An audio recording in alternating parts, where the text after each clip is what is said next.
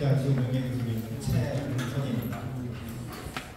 제가 맡은 주제가 모건 선생의 교유와 인적 네트워크에서 어떤 사회사적인 조명을 하는 그런 주제입니다.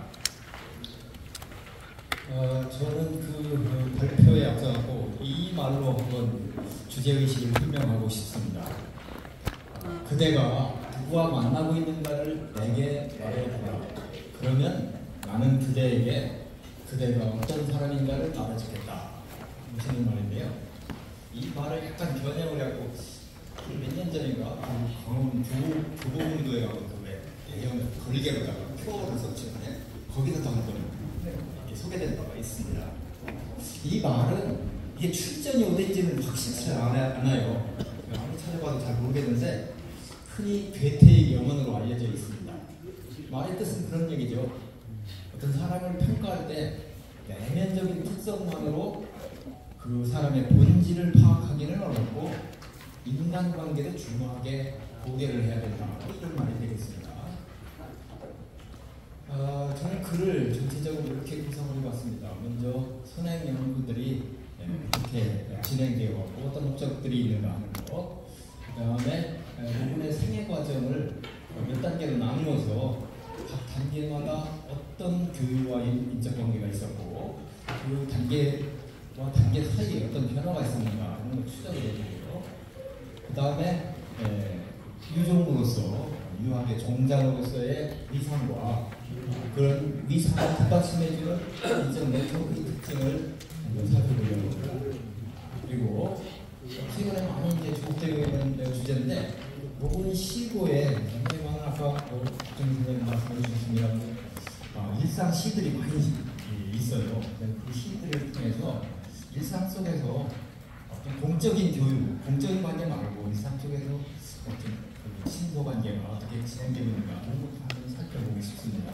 마지막으로 과제와 전망 이렇게 구성을 해봤습니다. 먼저 선행연구의 동향인데요. 교유라고 하는 것은 어떤 그 역사적 인물의 정체성과 개인적, 사회적 역량을 형성하고 정보 습득과 소통의 기반이 되며 그 네트워크에 함께는 사회와 역사 환경에 영향을 받기 마련합니다.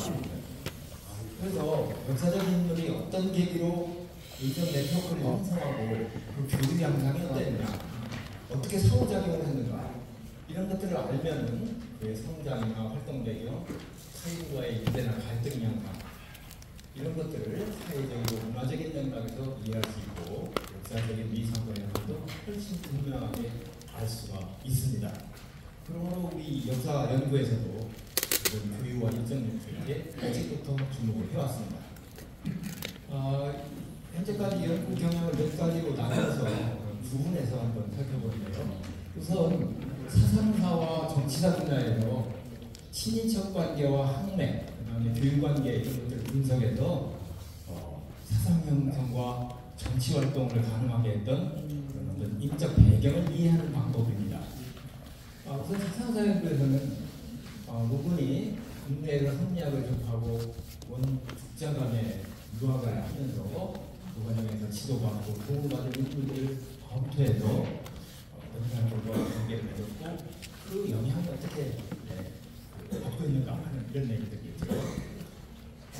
그리고 또 하나는 성균관의 교육 책임을 맡아서 성리학 명류들을 학관으로 삼고 성리학 공부의 노력한 점을 검토를 합니다. 그리고 세 번째로는 모건 선생의 과거의 시관을 여러 차례 이제 봤는데 그것은 그만큼 이제 학문적인 논의가 공적으로 인정받았다는 얘기죠. 이런 그 세 가지 점들을 이렇게 주목을 해보면서 모건의 문화에서 성리학을 익히고 정부적 공감대를 형성했던 인물들이 네트워크를 형성하고 모건의 뒤를 이어서 학계를 이끌어갔기 때문에 이색 학파, 모건 학파라고 하는 것이 소개될 수가 있습니다. 이렇게 파악을 하게 되었습니다. 정치사 연구에서는 아까도 박정희 선생님 말씀하셨죠. 고려 말에 중소지주 출신으로 성리학을 공부하고 과거의 급제에서 정치 참여와 개혁의 의지를 지녔던 인물들을 학계에서는 신진사대부, 신흥사대부, 신진사료 이런 이름을 붙입니다. 그래서 모근 선생이 신진사대부의 중심이 되고 또 위화도 해군 뒤에는 온건개혁파, 우리는 개혁파라고 하죠. 일명 북도파라고 그러는데 그것과 급진개혁파로 변화될 때 전자를 대표했던 배경과 양상을 네트워크의 분석을 통해서 고찰하는 방법입니다. 그러다가 최근에 와서는 약간 또 다른 얘기들이 나옵니다. 무슨 얘기를 하냐면 고령할 출신 기반과는 좀 무관하게 그 사람이 대지주 출신이냐, 중도지 출신이냐는 그 출신 기반과는 무관하게 성리학을 배우고 현실인식을 공유하면서 개혁에 참여하는 분들을 신흥유신이라는 개념으로 묶어버립니다. 그렇게 하고 이 신흥유신들이 이 말기에 가서 전제개혁, 토지개혁 이것을 계급에서 분열해서 중소지주 출신의 신진사정을 그때부터 정치적으로 등장한다 이런 얘기입니다. 그러니까 공유왕대나 우왕대는 아직은 신흥유신이지 신진사대라고 할 수 있는 것은 없다 이런 얘기죠. 그렇게 본다면은 모근 선생이 경기진칠 이후에 점차 이제 세속적인 연구를 붙여가고 전제개혁에 반대이기 때문에 신흥유신의 중심인 것은 분명합니다. 그렇지만은 신진사대부라고 보기는 없다, 볼 수는 없다 하는 이해를 또 하게 됩니다. 그런데 최근에 학계 연구 그렇게 나오고 있습니다. 그 다음에 이제 사회사 분야의 연구에서는 신진사대부 또는 신흥유신이나 또는 세족들 사이에서 작동한 인적 네트워크 양상과 특징을 파악하는 방식입니다. 흔히 전근대사 연구에서는 장기적이고 또 강구조적이라는 것은 잘 변화가 안 되는 이런 사회 조직에 주목을 합니다. 이를테면 신분이라든가 계급, 족단 이런 것들의 균형에 치우치고 있는데 최근에는 그보다는 이제 공동 목표를 위한 어떤 상호작용 속에 들어가는 다양한 행위의 맥락과 사회적인 효과를 살필 수 있는 네트워크 조직론에도 또 착안하기 시작을 합니다. 그래서 모근집에 실려있는 수많은 신문들을 분석해서 과거를 매개로 해서 맺어지는 좌중생관계와 동년회, 그 다음에 친속관계와 사초회, 그 다음에 기로회 이런 일정한 네트워크 속에서 바로 그 네트워크 조직적인 특징을 고찰하는 연구들이 또 시도되고 있습니다. 확실히 모근이 참여한 다양한 네트워크들은 모근의 생활과 정치, 사회, 문화적인 위상을 유지하고 또 제고시키는 데 큰 역할을 담당을 합니다. 그런데 그 각 네트워크가 어떤 구성원들, 네트워크에 속하는 구성원들의 자율성을 제약하지는 않고 또 구성원 간의 이해관계라든가 교류의 밀도 변화에 따라서 그 결속이나 일대가 가변적인 연성적인 좀 변화가 가능한 이런 네트워크로 작동했다라고 하는 얘기들이 이제 되고 있습니다. 그래서 비록 친속관계와 과거급제로 인한 네트워크가 강하고 지속적으로 작용하긴 했지만 구성원들의 정치적인 지향까지 구성하지는 못했고 현실 변화에 따라서 사이가 벌어지기도 합니다. 그런 내용은 제가 뒤에 다시 한번 설명드리겠습니다. 세 번째로는 문학사, 일상사의 관점인데요. 일상생활에서 이루어지는 교육, 또 그에 대한 생각과 느낌 이런 것들을 구체적이고 또 생생하게 이 모근집의 시문들을 담고 있는데요. 그런 시문들을 분석을 해서 문학적인 성취를 파악하고 교육의 일상성에 주목을 하는 방식입니다. 우선 그 중에서 14세기 고려 말이죠. 이 고려 문단에 나타난 특징 중에 하나가 동인활동, 동인활동이 유행한 것을 들고 있습니다. 그래서 모근과 조춘, 이집, 한수, 정추, 김구용, 윤근, 정몽주, 정근들 이런 분들과 주고받은 시를 분석을 해서 그들이 함께한 이 문학활동의 특징과 의미를 고찰합니다. 특히 같이 한 분들이 성균관에서 성리학을 강론한 학관들이 있죠. 이 학관들이 문학적 교류와 교감을 통해서 유대를 강화하며 서로 원면하고 보완하는 관계를 형성을 했다 이렇게 보고, 바로 모근 선생이 그 네트워크에서 중심이 되고 운통을 주도했기 때문에 모근계 사이 또는 모근 그룹이라고 부를 수 있는 집단 지성을 당시에 형성을 했었고, 이후 이런 고려말 조선 초기 문학사에서 핵심적인 역할을 했다라고 파악을 하게 되었습니다. 두 번째로는 이제 모근집에 수록된 시들의 소재와 주제 확장에 또 주목을 해봅니다. 그래서 특히 모근 선생은 우방 때 현직에서 물러나서 은거하시는데, 그 은거하시는 동안에 삶의 기록화처럼 생활 전반에 일어나는 일들을 아주 시로 씁니다. 그래서 그런 시를 보통 우리가 일상시라고 부르는데, 일상시의 천부가 되었다라고 파악을 합니다. 비록 모근 선생은 성리학자죠. 성리학자라는 분들은 확실히 일상이라고 하는 일상생활도 수양의 연장으로 봅니다. 그래서 수양의 치과를 지향하는 성리학자이시긴 하지만, 그러나 일상의 문학적인 관심을 갖고 시의 감수성으로 대상을 삼았다는 그런 점에 주목을 하게 되었습니다. 또 역사에서도 또 일상사라고 하는 것이 요즘 또 많이 주목을 받고 있는데, 주거와 살림, 생계활동, 신앙과 생각, 취미, 교육, 이런 사적이고 일상적이고 반복적으로 행하는 것들이 이제 주목을 하게 됩니다. 모근집에는 바로 그런 일상을 다루는 시문들이 많고, 그런 이 시문들을 분석을 해서 교육의 구체적이고 생생한 모습들을 파악하려고 합니다. 그래서 공적인 형식과 프로그램에 의한 관계와는 달리 사적인 모임을 통한 교류와 일상에서 지인들과 작용을 하고 소통한 양상과 그 특징을 고찰하는 일들도 많이 이루어지고 있습니다.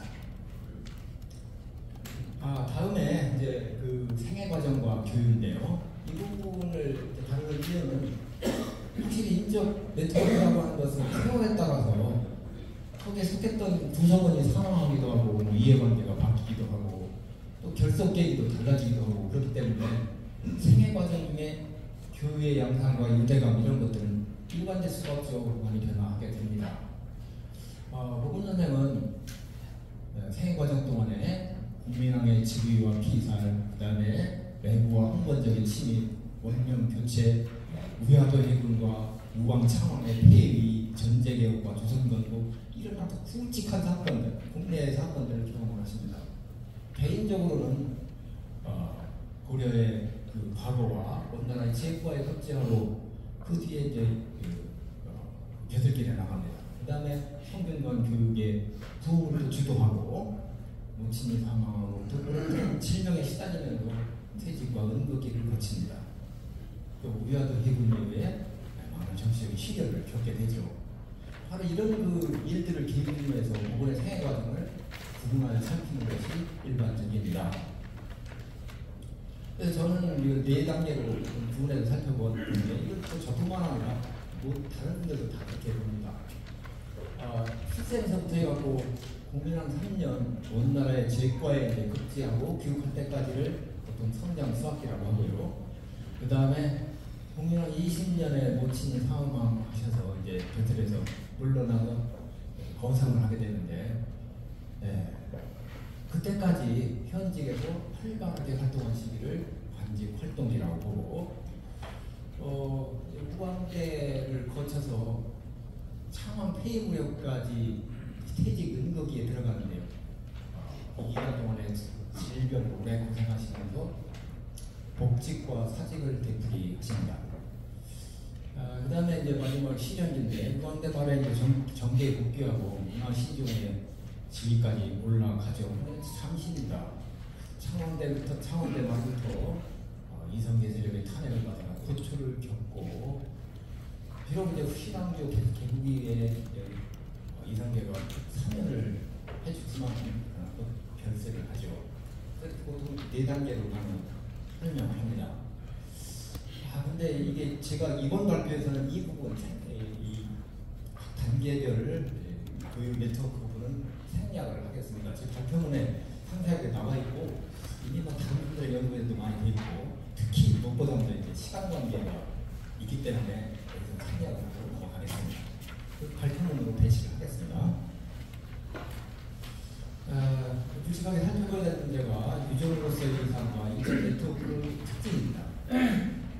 요거는 그 당대의 유종이라고 하는 유학의 종장인데 본인을 인정받았습니다.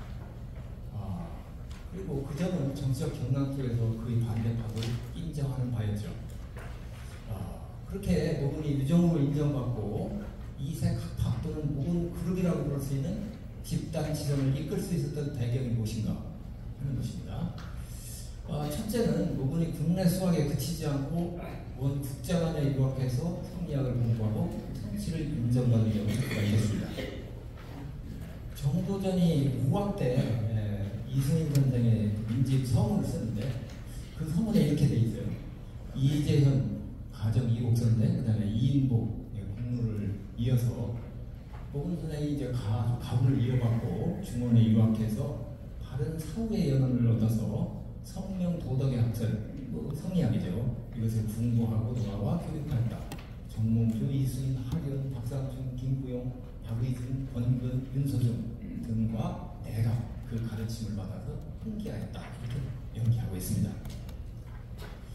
앞서 이 충무왕대 이재현은 바로 가정선생과 모근선생의 좌주이기도 하죠.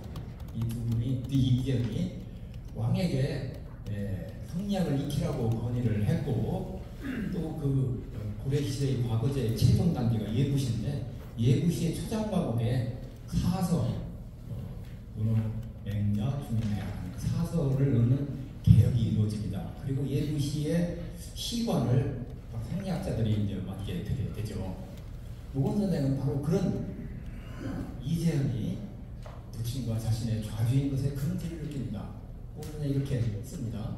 이재현의 성문이 고려를 압도하니 북두성자구가 하늘에 꽂혀서 하늘이 땅을 덮는 듯하네. 문장의 원기는 사시의 변화를 참작해서 화풍, 중국의 문화죠. 이것을 토해내 해외에서 돌아왔네. 이렇게 모건 선생은 충의왕 때로 그 성균시에 급제한 후에 원의 국제학원이 성리학을 수학합니다. 모근의 해고에 의하면 이렇게 되어 있습니다. 애벌레와 같은 처지에서 변화해서 한 해도 되지 않아서 글을 지으면 가끔 뛰어나다는 소리를 들었네 라고 자부를 합니다.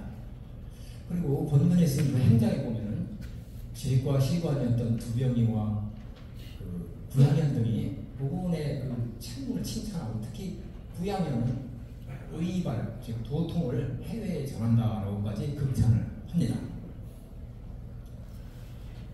그다음에 이제 모근이 공민왕 때 이제 성균관 교육의 부흥과 성리학 보급에 힘을 쏟아서 신흥유신의 성장과 결집에 크게 기여한 점을 또 들 수가 있겠습니다. 1367년 공민왕 때죠. 이 성균관이 중용되자 교육 책임을 맡아서 학생 수를 크게 늘리고 오경과 사설을 교육하면서 학관들과 성리학 보급에 노력합니다. 고려사 열전에는 이렇게 전하고 있습니다. 김구용, 정몽주, 박상춘, 박의주, 그다음 이승인 등을 뽑아서 교관을 겸직하게 하고 모건 선생이 매일 명문당에 앉아서 경전을 나누어 수업했으며 강의를 마치면 서로 그 논란하느라고 지루함도 있었다. 이에 배우는 사람들이 모여들어 함께 보고 느끼게 되니 성리학을 비로소 훈계했다. 이 긴 문장인데 이거 좀 짧게 추려을 이렇게 추려봤습니다. 세 번째로는 모건이 이제 급제하고 거기에 끝나지 않고 수차례에 걸쳐서 과거 시관을 여기겁니다. 모건 선생은 여기 나온 것처럼 4차례에 걸친 과거의 고려 과거의 최종 시인 예부시 동방시의 시관을 맡고 75번만 그 다음에 명나라 제과에 이제 올려보낼 그 공사를 선발하는 시험을 주관을 합니다. 그러면서 이런 그 신흥유신 사이에서 아주 폭넓은 네트워크를 형성을 하게 됩니다. 당시 가문 배경이 아니고 성리학과 문학 역량을 인정받아서 급제한 신흥유신들은 엘리트 의식과 독립의식을 지녔습니다. 그리고 좌주는 시험관을 얘기하고 합격자고 문생은 그에 합격한 합격자들입니다. 좌주와 문생, 동년 같은 그 해에 합격한 그 동기들이죠. 이런 그 관계를 이용해서 교류하면서 일생 동안 지속적으로 서로 작용합니다. 특히 좌주는 유학과 문학에서 권위를 인정받고 그가 주관하는 과거는 명풍을 계승하고 융성시키는 제도로 인식되게 됩니다. 좌주와 문생 동년들은 삼은, 즉 유학이죠. 유학을 삼으려고 합니다. 유학의 고리로서 육신과 같은 관계로서 서로를 인식합니다. 모고는 이렇게 얘기합니다. 좌주와 문생 간에 은의가 온전하며 국가의 원기를 배양하고 유교의 정맥과 문장의 혈맥을 전할 수 있으며 또 시서의 윤택함과 사안의 화려함이 100대가 지나가도 변하지 않을 것, 이렇게 인식을 합니다. 그리고 모건 선생은 역대 장원급제가들의 모임인 영주회에 참여합니다. 장원급제들은 따로 모여가고 회의를 또 모임을 갖거든요. 영주회인데 무한대 기록을 보면 뭐 이런 분들이 영주회 참여 멤버로 되어 있습니다. 이 좌주문생 그리고 동년 네트워크는 그 사람들만에 끝나지 않습니다. 동일 방에 속한 인물들에만 국한되지 않고 좌주와 배출한 여러 방의 문생들 사이에 결속을 합니다. 예컨대 모건 선생은 4차례 오셔서 이제 그 시간을 매기기 때문에 4차례 합격자들 사이에도 다 어떤 연결관계를 한다는 얘기입니다. 그리고 그 네트워크는 좌주와 동년들의 친척까지도 포섭을 합니다. 좌주 문생의 연애에 좌주의 자제가 문생과 연인 정인태처럼 섞였고 좌주 사후에도 그의 아들 사후의 손자가 종백, 종서, 종손이라고 불리면서 네트워크에 참여를 합니다. 이런 관계뿐만 아니고 좌주 문생과 혈연 관계가 같은 수준으로 작동하던 것들을 모건집에서 많이 확인해 볼 수가 있습니다. 예컨대 모건 선생은 이척이라고 하는 인물에 대해서 큰 할아버지와 같은 위상에서 대한다 이렇게 기록을 하고 있는데요. 그게 그런가 하고 봤더니 가정선생, 그다음에 박형, 권직경, 그다음에 이척으로 이렇게 좌중생 관계가 이어지고 있어요. 그럴 때 모건은 바로 가정선생의 아들이었기 때문에 그 이척과의 관계는 큰 할아버지와 같은 이런 위상에서 항상 대한다 이렇게 되어 있습니다.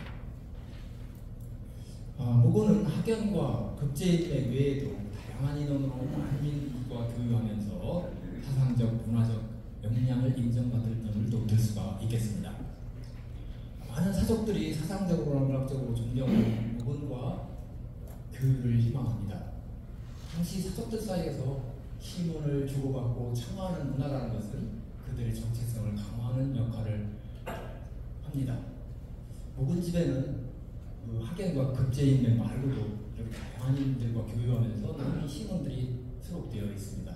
그 중에 둔촌 이질의 경우를 보면은 사실 모건과 이 둔촌 사이에는 동년의 아우간 관계 말고 이 특정 네트워크로 연결되는 것 같지는 않아요.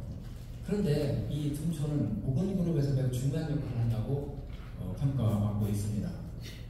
모건은 그를 위해서 둔촌이라는 호의 기문과 호연이라는 자의 서호를 썼고 또 그의 세 아들을 위해서 이름에 대한 또 설명을 하면서 그 훈계를 하거든요.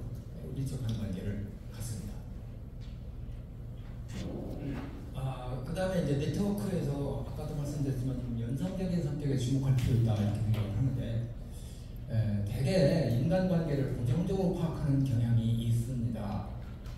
그런데 이 모건의 교육관계를 보면 학맥과 과거제 기반의 네트워크 일대가 강하긴 합니다만 그 유대 이면에 긴장과 갈등이 내재하고 또 변화에 열려있다는 점을 좀 생각을 해야 될 것 같습니다. 부서원 사이 이해관계나 커뮤니케이션의 밀도 변화에 따라서 그 유대와 결속은 좀 가변적이었습니다.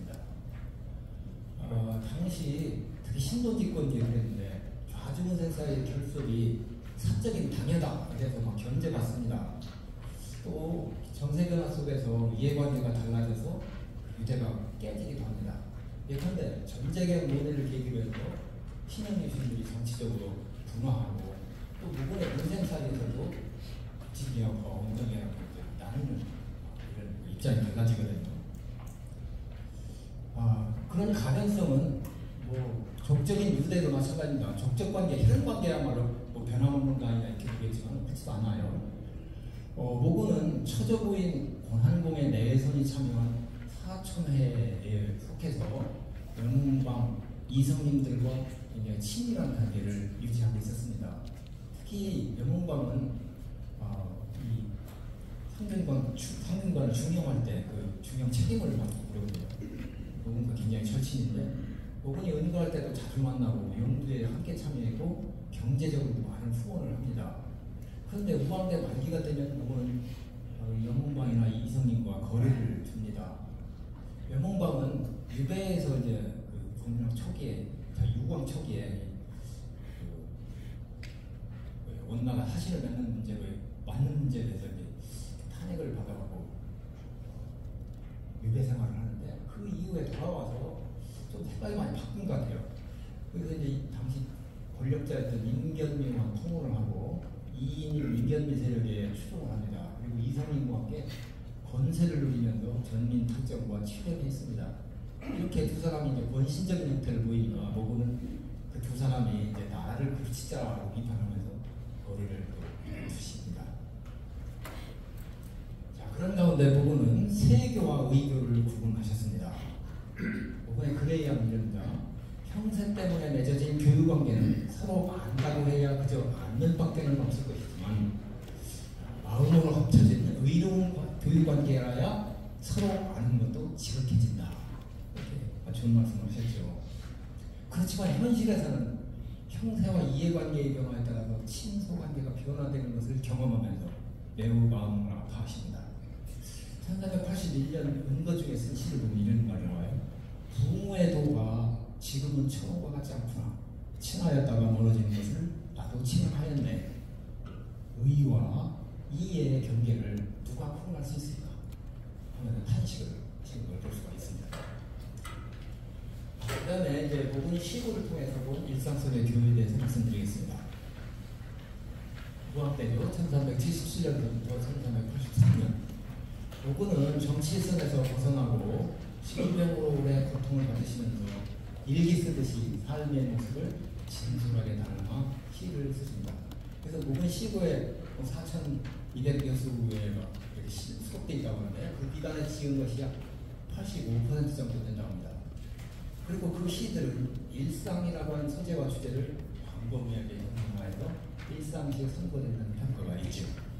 역사학에서도 바로 이런 시들을 소재로 활용해서 일반 경제와 교육, 경제와 가정생활, 질병 이런 것들을 묘사합니다.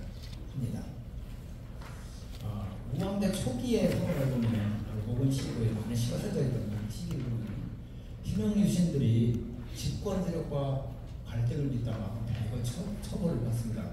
그런 다음에 한동안 희명유신들이 정치적 결집이 굉장히 어려워집니다.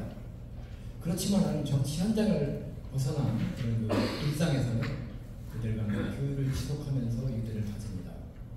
모군은 이수민, 이집, 정추, 한수, 김구용, 정몽주 이런 분들과 자주 함께하며 이렇게 술을 마시고 또 시를 짓고 그랬습니다. 모군은 은거기에 특히 두 분과의 관계가 자별한데요. 한수, 그 다음에 정추 두 분과 아주 친밀하게 교류하십니다. 우리 권근이 쓴 이 정추의 원제고 그 서문에 보면 그 세 분 사이에 우정이 아주 매우 독실해서 오랜수록 더욱 존경하고 서로 찾아가면서 며칠 사이라도 격조하지 않았다. 또 만나면 도의를 논하고 즐거워하면서 성일토록 돌아갈 줄 몰랐다. 그 관계를 나가죠. 그런 분들 사이에서 맺어진 이 교육시라고 하는 것은 신교의 매개 역할을 하고 또 빈도가 높을수록 상호 유대가 강해질 겁니다. 정추는 공자가 눈에 나온 말이죠. 평소에 주공, 주공하는 그 주공을 사모해서 꿈속에서도 주공을 배웠다라는 게 눈에 나오는 기절인데 그 일화를 들어서 자기가 꿈속에서 모군을 그리는 심정을 시로 읊어서 모군한테 보냅니다. 그리고 모군에게 시를 보낼 때는 하인에게 꼭 답서를 받아라고 지시를 했다는 거예요. 그에 대해서 이제 부분은 당신이 이제 시를 수창 주고받고 이렇게 읊조리는 그런 습관 때문에 그러면 이제 상대방한테 이제 시를 다시 보내줘야 하지 않습니까? 하인들이 왕래하느라고 발부르튼 것을 다 헤아릴 수가 없다라고 농담할 정도였습니다. 교유시는 상호 격려하고 조언을 담아서 유학자로서의 정체성을 강화하는 기능을 하기도 했습니다. 이 경제적으로 본다면 노고는 그렇게 넉넉한 편은 아니었던 것 같아요. 그렇다고 뭐 아주 군색하지도 않았는데 다만 당시 개경이라고 하는 사회는 개경사회는 이 세도가들이 뭐 준비한 사회이기 때문에 그 소비 수준에 맞추기는 상당히 좀 어려웠던 것 같습니다. 상대적으로 이렇게 경제력이 약한 편이어서 지인의 방문을 반기면서도 좀 묻고 가라고 이렇게 언하기가 좀 어려웠다고 해요. 그리고 모임의 경비를 마련했는데도 좀 힘겨워하셨습니다. 그래서 경조사 영송 접대시에는 본안동의 내외손이 만든 사촌회와 그 본안동의 아드님이 바로 권준달인데 그분의 내외손이 만든 그 사촌회를 통해서 조직적으로 부조를 받았습니다. 그 외에도 요거는 외족과 처족, 그다음에 동년 등의 지인들이 식량, 술, 과일, 약재 이런 것들을 보냈습니다. 특히 한수와 영웅광은 때때로 식량과 국기 등을 후원해주는 후원자였죠. 그 부분의 시부는 이런 기절이 나와요. 다행히 서쪽 이웃의 한수죠. 있어서 매양 술과 안주로 손님을 대접할 수 있네 라고 다행스럽게 여기는 걸 볼 수 있습니다. 오은 선생이 다양한 관계를 통해서 받은 부조와 증여는 확실히 생활에 도움이 되었습니다. 보고는 그런 부분에 대해 이렇게 생각해요. 당신은 부차게 얻는 것은 배척한다. 그런데 인생이 은혜와 사랑을 만약 중하게 된다면 세상의 도리가 어그러지지는 않을 것이다 라는 그 인식을 갖습니다. 한편 이 목은 시고에는 처족인 이 관공가문과 일상적으로 매우 밀접한 관계를 보여주는 글들이 많이 수록됩니다. 본족, 외족, 처족 중에서 목은 선생님이 이 문집에 가장 많이 등장하는 건 처족과의 관계거든요. 총계적 친속관계, 이 총계적 친속관계라는 것은 학문적인 용어인데 부계 친속이나 목계 친속이 아니고 당신을 자신을 중심으로 해서 어떤 계보로든 자유롭게 연결될 수 있는 계보의식을 총계적 친속관계라고 부릅니다. 고려시대뿐만 아니라 조선 초중기까지도 그렇다고 보는데 총계적 친속관계가 관행이었습니다. 그래서 그 당시에는 남녀 자손들이 동일가 제사를 주관합니다. 조선 후기 같은 경우는 이제 부계 친속관계가 자리 잡으면서 부계 민중이 제사를 다 장악했잖아요. 이 시는 그렇지 않습니다. 남녀들이 동일가를 가면서 제사를 주관하고 또 부부 사이 관계도 매우 수평적이었습니다. 목은도 원한공가문에서 자기 순서가 되는 해당 제사를 준비합니다. 그리고 순서가 아니면 다른 인척들이 주관한 제사에 참여를 했습니다. 목원을 포함해서 권한공의 내외손이 만든 사촌에는 해마다 2명씩 번갈아 술과 음식을 마련해서 친목을 다졌습니다. 그럼 후원을 하고 그러죠. 그리고 권한공의 그 아들이었던 권준달의 내외손들이 또 사촌을 또 결석을 하는데 바로 목원의 그 아드님 때 있는 분들이죠. 그리고 가동에 대해서 경조사와 영송 접대 때마다 모이고 해마다 2명의 유상을 뽑아서 일을 반장하려고 연말 모임에서 다음의 일사에게 넘겨주고 했다. 그런데 이것이 부분의 글에 의한 가법이었다. 이렇게 쓰는 걸 볼 수가 있습니다. 목원은 이 친족관계를 친의 관점에서 이해한다. 어버이를 친하게 혈연관계를 중시한다는 얘기죠. 친친의 정적 관계를 중시한다. 그 부분에 그런 글에 의한 글입니다. 친족은 하나의 몸을 나눠받았으니 멀거나 가깝거나 정과 뜻이 분명하다고 쓰셨습니다. 족보, 우리나라 족보는 고려 말 조선 초기부터 이렇게 나타나기 시작하는데 족보의 중요성도 다음과 같이 말씀하셨습니다. 한 몸에서 많은 자손이 나오므로 지혜는 비록 죽어도 남은 육신은 갈수록 많아져서 다시 몇 대를 지나고 나면 누구에게서 나오는지조차 모르게 되기 때문에 족보를 빠뜨리지 말아야 된다. 이런 그 글을 남기십니다. 마지막으로 이제 과제와 전망 부분을 말씀드리겠습니다. 요즘 학문적인 얘기가 돼가지고 좀 재미가 없을 수도 있겠습니다만, 먼저 전통사의 인간관계에 대해서 아까 말씀드렸죠. 신분, 계층, 군중, 학연, 분당 이런 것들을 중심으로 연구해서 경화된 집단적 관계 또는 사회구조 속에서 개인을 양호시켜서 이해하는 것이 그간의 이해 연구 경향이었습니다. 예컨대 신진 4대부로만 하더라도 권문세력의 3대 개념으로서 설정을 해가지고 향리가문과 중부집중가문은 출신 기관을 중요 지표로 삼아서 신진 4대부와 청렴하고 개혁성이 있다, 이런 결론을 도출했습니다. 그런데 또 따지고 보면 고려말처럼 사회 변동기적 상황에서는 출신 기관과 관계없이 자신의 가치관이라든가 시대에 대한 인식, 또 자신이 몸담고 있는 중심적인 네트워크의 성향, 이런 것들에 따라서 정치 성향과 노선을 정할 수가 있죠. 그리고 사회경제적 기반이라는 것도 처음부터 일색동부터 다 똑같겠어요. 변화를 하거든요. 그런 가연성을 좀 인정을 하면서 역사를 들여다볼 수 없겠다 하는 겁니다. 그래서 사상 형성이나 정치 활동의 배경 이해에 대해서 교육과 네트워크를 고찰할 때도 개인의 의지와 행위의 능동성, 네트워크 구성원과의 상호작용에 의한 가변성, 이런 것들에 대한 고려가 부족했던 점을 좀 반영할 필요가 있겠다. 부분의 생애주기별 교육과 네트워크 양상을 고찰하더라도 그 관계가 고정되지 않고 상황 변화에 따라서 유동적이었습니다. 따라서 교육의 상호작용과 상호 이해 영향, 이런 것들을 이해하고 사회적 효과를 좀 살필 필요가 있다는 점을 지적합니다. 그 다음에 역사연구에서는 대개 형식화되고 제도화된 관계를 중심으로 해서 교육을 파악하는 경향이 있습니다. 그렇지만 일상생활에서 지인과의 상호작용, 소통이라는 것은 비형식적이고 개별적인 관계로 이루어지는 경우가 많습니다. 이런 것들이 오히려 더 많죠. 그래서 제도적인 관계를 바탕으로 이루어진 교육과 그다음에 일상적인 교육의 차이를 좀 더 명확하게 하고, 동시에 두 유형 사이의 상호작용을 파악해서 대표적인 인간관계의 총체적 특징을 이해할 필요가 있다고 제안을 합니다. 그리고 당시 시문이라는 건 사족들의 기본 소양이자 문화였습니다. 시문을 빼놓고서는 사족 문화가 상상될 수가 없는 거죠. 그들의 교육실을 보면은 서로에 대한 친밀감과 올바른 이치를 구별하는 동지로서의 관계를 생생하게 알 수가 있습니다. 현재 역사연구에서는 아직은 역사연구자들과 문학연구자들 사이에 교류가 그렇게 협업 같은 것들이 많이 이루어지고 있지는 않아요. 그렇지만 모본의 문학적 성취와 신문을 통한 교육에 대한 고찰은 역사연구자들도 사정자의 신규신의 생각과 문화를 이해하는데 큰 도움이 될 수 있다는 것을 고려할 필요가 있겠습니다. 그 다음에 또 삶의 과정, 즉 의식주 생활과 그것을 충족시키기 위한 경제적, 문화적 과정이 일상생활을 구성합니다.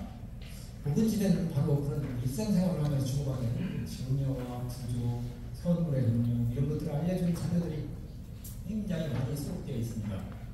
그동안에 이런 자료들을 시에서 나온 건데 그거 다 보통 시지도에 제가 대학원에서 처음 공부 시작할 때만 해도 그 부분 뭐지 광대한 자료인데 대부분 시니까 그거 봐야 별거 없겠지 그랬습니다. 근데 그 20년대 들어가고 제가 공부를 하면서 이게 보고예요. 이런 거 보고입니다.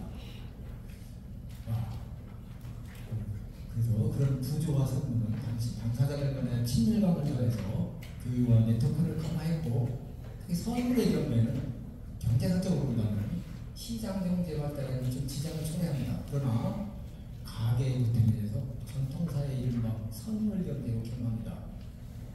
고려시대, 조선시대 때 이 선물 경제의 문제가 지금 굉장히 약하게 처리되고 있는데, 아까 오근 선생님 그걸 임의 관계로 설명했거든요. 그게 사실 사족들의 기본적인 마인드라고 생각하는데, 경제도 그런 관계 속에서 돌아가는 겁니다. 그런 점들을 좀 새롭게 추론할 필요가 있겠다. 그래서 일상적으로 이루어진 구조와 선은 사회사회뿐만 아니라 문화사, 경제사, 소재로서도 주목을